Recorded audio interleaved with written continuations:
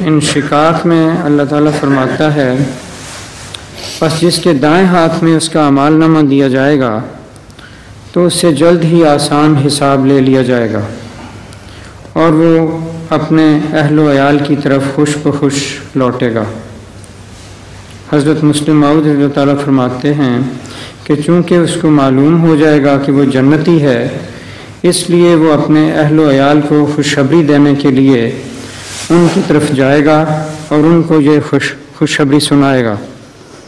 हुज़ूर, जो लोग अहलो अयाल से किसी वजह से महरूम होंगे तो फिर वो बेचारे ये खुशखबरी किसको सुनाएंगे? किसी को नहीं। ये तो मौके माल की बात है। इतनी अकल तो करनी चाहिए कि अहलो अयाल जिनके होंगे वो सुनाएंगे, जिनकी कोई नहीं उनकी रूहानी औलाद जो होगी उसको सुना देंगे। ठीक, आखिर में आखिर तो हो चुका है आपका।